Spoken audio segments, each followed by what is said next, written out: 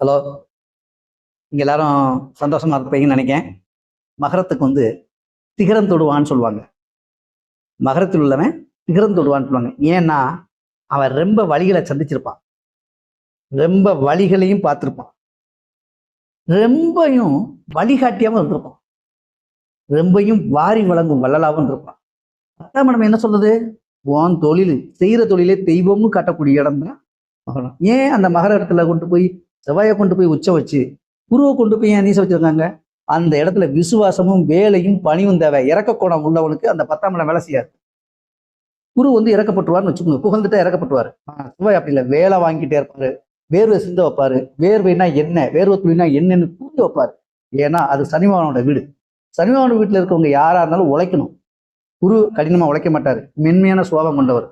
ஆனா இந்த இடத்துல அப்படி இல்லை, செவ்வாய் உச்சம். யார் இருந்தாலும் சரி, அவர் அந்த வீட்டுல இருக்கவங்க எல்லாருக்குமே சர்வீஸ் பண்றாரு. தனக்கு போடுற வரைக்கும், அந்த வேலையில் நுணுக்கங்களை தெரிஞ்சுக்கிற வரைக்கும் எல்லாத்தையுமே வேலை வாங்கக்கூடியது இந்த மகராசி. 10ஆம் இடம்னா சாதாரண வச்சுக்கிறாங்க. தொழிலை மேன்மையாக்கும், தொழிலை பெரியாளாக்கும், தொழில இருக்க உங்களையும் பெரியாளாக்கக்கூடிய இடம் ஒன்னே ஒண்ணு இந்த மகரம் தான். அதனால நீங்க மகரத்தை சிகரமா நினைச்சு நீங்க வாழ்ந்துட்டீங்கன்னா நீங்க ஜெயிச்சு காட்டிடுவீங்க, நீங்க ஜெயிப்பீங்க. அதனால தயவுசெய்து உழைப்பு தான் உங்களுக்கு மூலதனம். உங்களுடைய உழைப்பினுடைய வலிமை தான் உங்களுக்கு தைரியம். அதனால நீங்க நல்லபடியா இருப்பீங்க, நல்லா வாழ்ந்து காட்டுங்க.